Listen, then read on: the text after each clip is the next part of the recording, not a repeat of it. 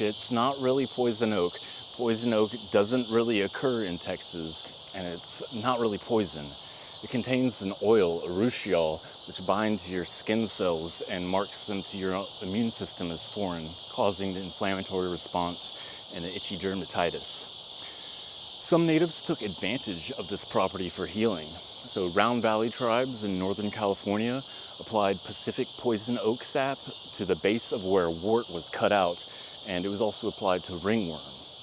The Kiowa applied the leaves or sap of this species to non-healing sores or boils, causing dermatitis, which when healed also left the sores healed. So the mechanism of action in these cases may be upregulation of the immune system on areas of the skin, as things like warts, ringworm, and non-healing sores are good at escaping the normal immune response. You can prevent dermatitis like the early colonists of Texas did by covering your exposed skin with grease. Or it takes 30 minutes for urushiol to bind the skin cells, so if you can wash the exposed area with cold water and soap in that time, you won't get the rash. And yucca leaves or roots can be pounded up and mixed with water to use as a soap. Some native treatments for the rash include washing the affected area with a decoction of sagebrush, artemisia, applying the sap of wild lettuce, lactuca, and applying the juice of jewelweed, Impatiens capensis. Evidence for gaining immunity or the lack thereof is merely anecdotal, but two patterns I've heard most are: one, frequent low-level exposure, especially from an early age, leads to eventual complete immunity. That's my explanation for my own immunity. Others seem to start out seemingly immune and remaining so until adulthood, until a sudden massive exposure can reverse that to one being highly sensitive to poison ivy thenceforth. There's also some evidence for a genetic component of immunity, which authors have suggested American Indians possess. Now, there are 4 species of Toxicodendron in Texas.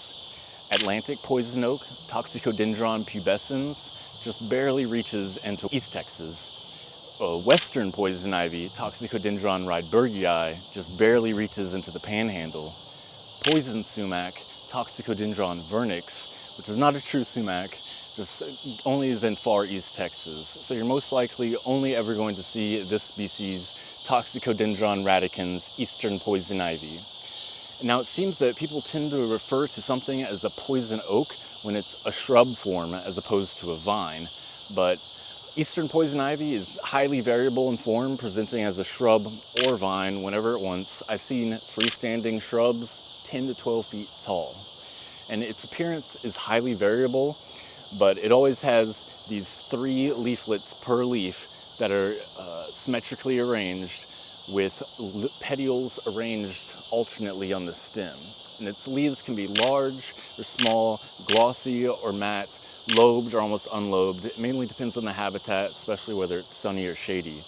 But it does have a distinct reddish tint to its petioles and bumpiness to its bark, which you can learn to ID by just salt, which is useful in winter when its leaves drop. You can still ID it. And you can get dermatitis from the leafless poison ivy.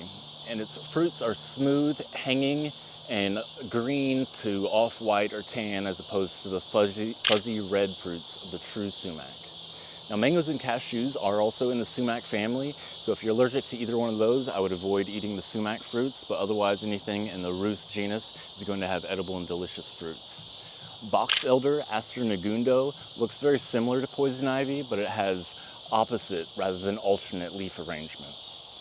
And don't you dare ever use that phrase, leaves of 3, let it be. First of all, these are leaflets. Second, there are countless trifoliate plants that are very useful and totally harmless. Try turtles and mitts. Avoid them.